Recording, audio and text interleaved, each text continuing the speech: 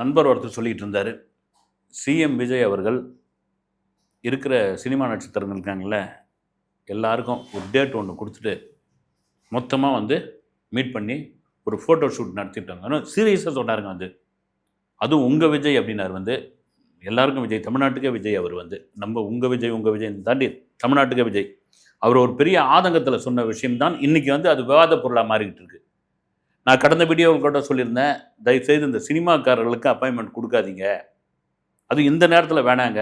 வரிசையாக வந்து ஃபோட்டோ எடுத்துகிட்டு போய்கிட்டே இருக்கிறாங்க. நீங்கள் கொடுக்குறீங்க, நீங்கள் போஸ்ட் கொடுக்குறீங்க.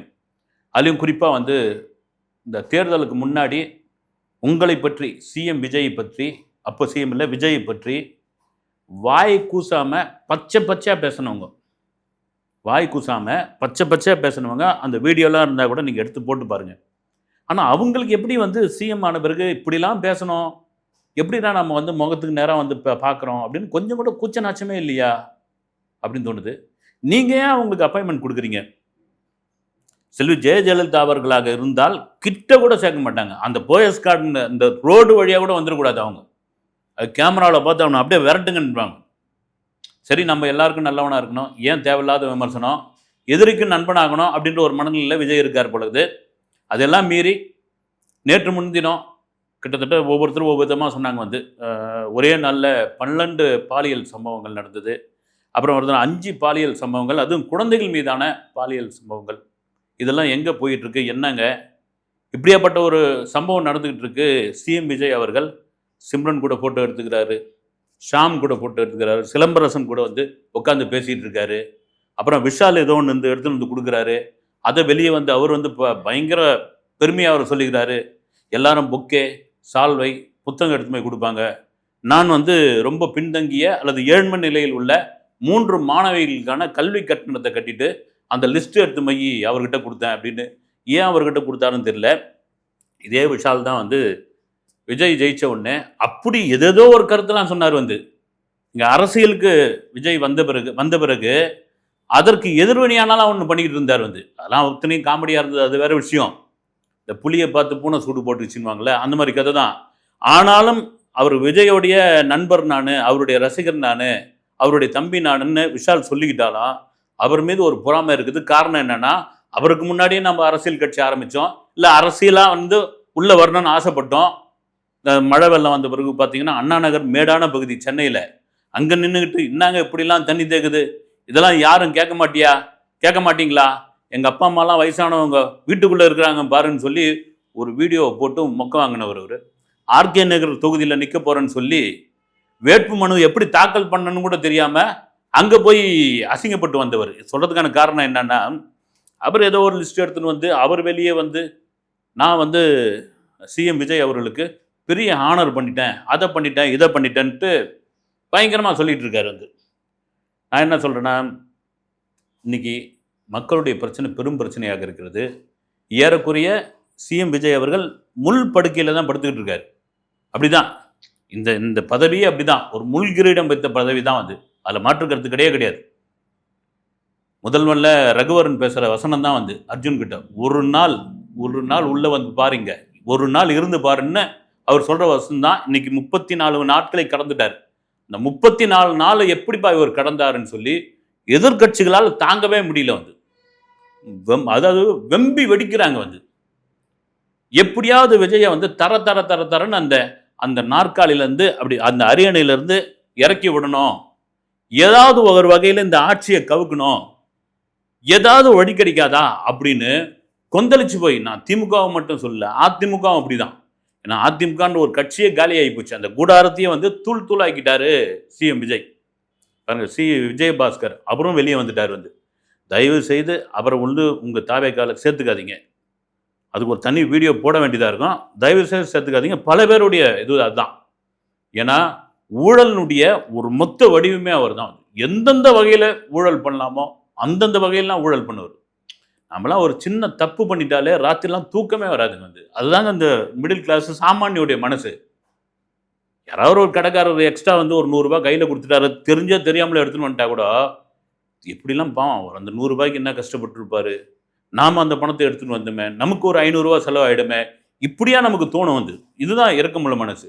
ஆனா பார்த்தீங்கன்னா, இந்த கொரோனா காலகட்டத்தில மருந்து, அப்புறம் இந்த கையுறை, மாஸ்க்கு எல்லாத்துலயும் ஊழல் பண்ண ஒரு நபருங்க.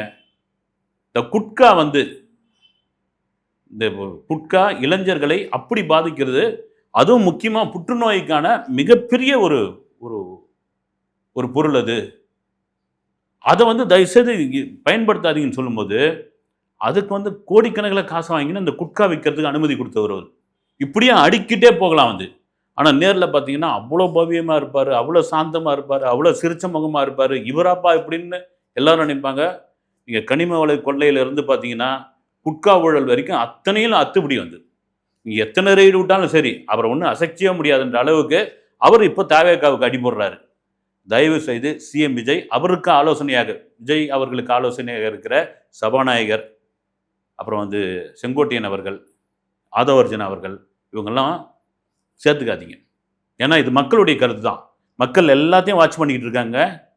சாதாரணமாக ஒன்றையும் அவங்க கடந்து போகவே இல்லை. எல்லாத்தையும் வாட்ச் பண்ணிக்கிட்டு இருக்காங்கன்றதுல மாற்று கருத்து கிடையாது. சரி, ஓகே, இதுக்குள்ளே வருவோம். சிஎம் விஜய் அவர்கள் நடிகர் நடிகைகளுக்கு வந்து அப்பாயின்மெண்ட் கொடுக்குறாரு. சாமானிய மக்கள் மீட் பண்ண மாட்டாரா? அதிகாரிகளிடம் ஆலோசனை பண்ண மாட்டாரா?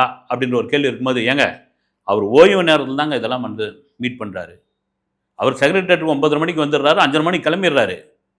மீதி இருக்கிற ஓய்வு நேரத்தில் தான் அவர் வந்து சிம்பு மீட் பண்ணுறது, அப்புறம் வந்து பேரரசுக்கிட்ட பொக்கே வாங்குறது எல்லாம் அப்போ தான் பண்ணுறாரு அவர். அது ஏங்க விமர்சனம் பண்ணுறீங்க அப்படின்னா, பொதுவாக மக்களால் தேர்ந்தெடுக்கப்பட்ட எந்த பிரதிநிதியாக இருந்தாலும் அவர்கள் 24 மணி நேரம் மக்களுக்காக உழைக்கக்கூடியவர்கள். மக்களுக்காக உழைத்து தான் ஆக வேண்டும். அதுவும் முதலமைச்சர் அப்படின்றது வந்து என்ன, ஒரு கிட்டத்தட்ட ஒரு குறுநில மன்னர் மாதிரி, ஒரு மன்னர் மாதிரியே வச்சுக்கலாம் வந்து. ஆனால் மக்கள் ஆட்சி தான் அது.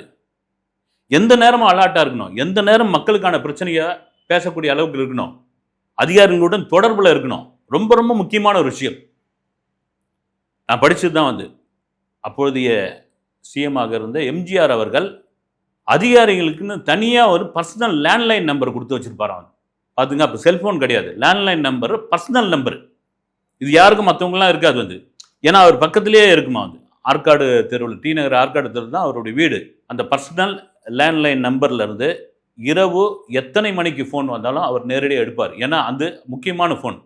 அப்போ அதிகாரிகிட்ட என்ன பிரச்சனை ஏது இதெல்லாம் கேட்டு உடனே அதுக்கு வந்து ஒரு தீர்வு காணுங்கன்னு. அதே போல் காலையில் கலைஞர் வந்து உட்காந்து எல்லா தினசரி பேப்பரும் எடுத்து படிக்க அவர் ஒவ்வொரு பேப்பராக புரட்டும் போதே வந்து அந்த துறை சார்ந்த அதிகாரிகள்லாம் வைத்த கலக்கமாக வந்து, ஐயோ என்ன எழுதி தொலைச்சாங்களோ என்னன்னு தெரியலையே, என்ன விஷயத்தை வந்து போட்டு உடைச்சிருக்காங்கன்னு தெரியலையே, இது வேற என்ன ஆக்ஷன் எடுக்க போறாரு, என்ன விளக்கம் கேட்டு நம்ம கிட்ட வந்து பதில் கேட்க போறாருன்னு தெரியலன்ற அளவுக்கு ஆயிருக்கும். அத்தனையும் உட்காந்து நம்ம முன்ன சொன்ன மாதிரி தான் வந்து 2 ஸ்கெட்ச் பண்ண வச்சிருப்பாராம். ஒன்று ஆரஞ்சில், ஒன்று வந்து ப்ளூ கலரில். அதை வந்து நோட் பண்ணுவாராம். நோட் பண்ணி அதுக்கு ஒரு ஜம் கிளிப் போட்டு சம்மந்தப்பட்ட அதிகாரிகள் கொடுத்து, இதுக்கு என்ன விளக்கம்னு சொல்லு, இல்லைனா உன் மேலே வந்து நடவடிக்கை பண்ணுன்னு எழுதின பத்திரிக்கை அது விளக்கம் வந்த பிறகு அவங்களுக்கு வந்து பதில் சொல்வார். ஆனால் இன்னைக்கு சிஎம் விஜய் அவர்கள் எத்தனை தினசரி பத்திரிகைகள் படிக்கிறாருன்னு தெரியல வந்து. கண்டிப்பாக படித்து தான் ஆகணும். நம்ம விமர்சனமாக அதை சொல்ல வந்து. ஏன்னா நீங்கள் வெறும் சோஷியல் மீடியா மட்டும் கிடையாது, main street media, print media ரொம்ப ரொம்ப முக்கியமான ஒரு விஷயங்க வந்து. சோஷியல் மீடியாவில் எதுவும் நம்பகத்தன்மையான விஷயங்கள் கிடையாது. Main street media, print media ரொம்ப ரொம்ப முக்கியமான ஒரு விஷயம். ஏன்னா உட்காந்து ஒரு என்ன சொல்ல இருக்கிறது ஒரு 10 பேப்பர்னு வச்சுங்க, ஆங்கில பேப்பர், தமிழ் பேப்பர், அதை படிக்கிறதுக்கு எவ்வளோ நேரம் ஆக போகுது? ஒரு அரை மணி நேரம் ஆகுமா? நான் எல்லாத்தையும் பார்த்துங்க, நெட்டில் பார்த்துட்றேன், நான் டிவியில் பார்த்துட்றேன், நான் வாட்ஸ்அப்பில் பார்த்துட்றேன், நான் ட்விட்டரில் பார்த்துருன்னா கூட பிரிண்டில் வரத்தை படிக்கிறது தாங்க அவ்வளோ பெரிய விஷயம். நீங்கள் அது வந்து டாக்குமெண்ட், அது நீங்கள் உட்காந்து அதை வந்து ஒரு ரவுண்டு போட்டு இதுக்கான பதில் என்ன, துறை சார்ந்தவர்களுக்கு, துறை சார்ந்த அமைச்சர்களுக்கு இதுக்கான விளக்கம் என்ன அப்படின்னு சிஎம் விஜய் செய்யணும். கண்டிப்பாக செய்வாருன்னு நினைக்கிறேன் நான். காரணம் என்னன்னா, இது மாதிரியான விமர்சனங்கள் வரதான் செய்யும் வந்து. இப்போ அதிகாரியும் கூட அவருக்கு வந்து 9:30 to 5:30 தான். அதன் பிறகு ஓய்வு நேரத்தில் எந்த சினிமா நடிகர்களோனா எந்த இயக்குனரெல்லாம் பார்த்துக்கலாம், பார்த்துப்பாரு அப்படின்னு சொல்கிறதே ஒரு தவறான பதில் வந்து. எங்கள் 2015 மழை வெள்ளம் சென்னையை போட்டு புரட்டிக்கிட்டு இருக்கு. அவ்வளோ பெரிய மழை வெள்ளம் அடிச்சு நொறுக்கிட்டு இருக்குது. செம்பரமாக்க ஏறி கொஞ்சம் கொஞ்சமாக நிரம்பிக்கிட்டு இருக்கு. அப்பொழுது சிஎம் ஜெயலலிதா அம்மையாரை வந்து தொடர்பு கொள்ள முடியல, அதிகாரிகளால் தொடர்பு கொள்ள முடியல, என்ன பண்ணுறதுன்னு தெரியல. ஒரு கட்டத்துக்கு அப்புறம் தொடர்பு எல்லைக்கு வெளியே இருக்கிறார். அவருக்கு பக்கபலமாக தோழியாக இருக்கக்கூடிய சசிகலா அவர்கள் கூட தொடர்பு கொள்ள முடியலன்னு பத்திரிகையில் வந்த செய்தி. வேற வழி இல்லை, ஏறி உடச்சிக்கிச்சுன்னா மொத்தமாக காலி. அதனால தான் கொஞ்சம் கொஞ்சமாக திறந்து விட்டு, குறிப்பாக தென் சென்னை பகுதியில் அவ்வளோ பெரிய வெள்ளச்சேதம், மடைச்சேதம் ஏற்பட்டதுக்கு காரணம் அதுதான். அப்போ அவங்க ஏதாவது ஒரு விஷயத்தை சொல்லியிருந்து அதிகாரிகளுடைய பேச்சு கேட்டிருந்தா அந்த தண்ணி இப்படி திருப்பி இருக்கலாம், அந்த தண்ணி அப்படி இது பண்ணியிருக்கலான்னு. ஏன்னா முதலமைச்சர் உத்தரவுக்காக காத்துக்கிட்டு இருக்காங்க. இப்படி திறந்து விட்டதுக்கு அதுக்கப்புறம் போய் டோஸ் வாங்கினாங்களாம். நீங்கள் எம்ஜிஆர் அவர்கள் ஒரு காரில் போகிறாரு, அப்போ இந்த மாதிரியான தகவல் தொழில்நுட்பம்லாம் கிடையாது. அப்போல்லாம் மனுக்களில் தான் கொடுக்கணும். இப்போ தான் நம்ம புகாரை இமெயில் மூலம் அனுப்பலாம், வாட்ஸ்அப் மூலம் அனுப்பலாம், டெலகிராம் மூலமாக அனுப்பலாம். அப்போ வெறும் காகிதத்தில் தான் எழுதி கொடுப்பாங்க, மனு கொடுப்பாங்க. அந்த பல படங்களில் காமெடியாக கூட வந்திருக்கும். அந்த மனு வாங்கி அதை வச்சு போண்டா வச்சு அந்த அரசியல்வாதி சாப்பிட்டுக்கிட்டு இருப்பான். அந்த மனுவை வாங்கி மூஞ்சை தொடச்சிட்டு கீழே போடுற காட்சிகள்லாம் இருக்குது. அப்படி தான் அந்த மக்களுடைய மனுக்கள்லாம் மதிக்கப்படும் அப்படின்ற மாதிரி விஷயம் அது மாதிரியான நடந்திருக்குது. ஆனால் எம்ஜிஆர் அவர்கள் போகும்பொழுது கொத்து கொத்தா அந்த மனுவை கூட கவரில் போட்டு கொடுக்கணும்னு தெரியாது அந்த பாமர மக்களுக்கு. அதை வாங்கி வாங்கி காரில் வாங்கி போடுவார். அது ஏதோ வேஸ்ட் பேப்பரில் போடுறாருன்னு பார்த்தா அதுக்குன்னு ஒரு அதிகாரி உள்ளே உட்காந்துட்டு இருப்பார். அதை பிரித்து அதற்கான நடவடிக்கை என்ன, அது ஏன் நடவடிக்கை எடுக்க முடியாது, அதற்கான பதில் என்னன்னு சம்மந்தப்பட்டவர்களுக்கு கவர்மெண்ட்லேருந்து தகவல் வருங்க. இதுதாங்க மக்களிடம் போய் நம்பிக்கையை தரக்கூடிய ஒரு விஷயம். அது எதுக்கு சொல்கிறேன்னா, இவரை ஏன்னா ஆரம்பத்திலேயே விஜய் அவர்கள் பிரச்சாரம் பண்ணும் பொழுது அதுவும் என்னன்னா அவர் சிஎம் ஆவார்னு யாருமே நினைக்கல. அவர் பெரம்பூரில் ஜெயிச்சிருவார் அப்படின்னு நிறைய பேர் முடிவு பண்ணாங்க.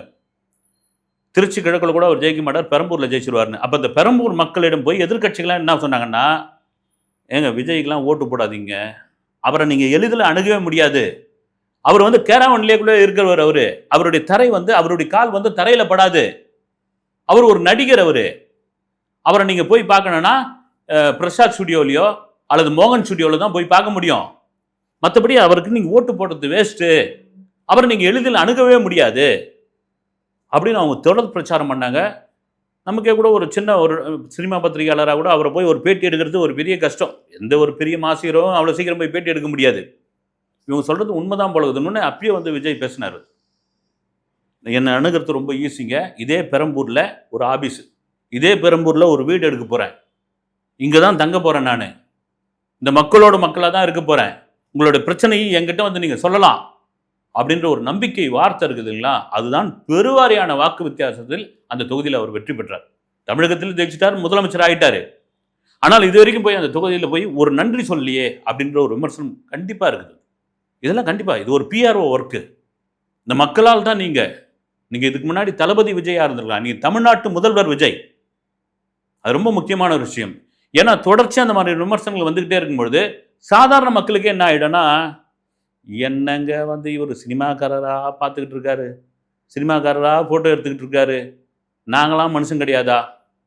ஏன்னா நம்ம கேள்விப்பட்டது என்னென்னா, கேரளாவினுடைய முன்னாள் முதலமைச்சர் உம்மன் சாண்டி அவருடைய மகன் இப்போ எம்எல்ஏவாக இருக்காராம். அவர் விஜயோடைய மிக தீவிர ஒரு ரசிகர்.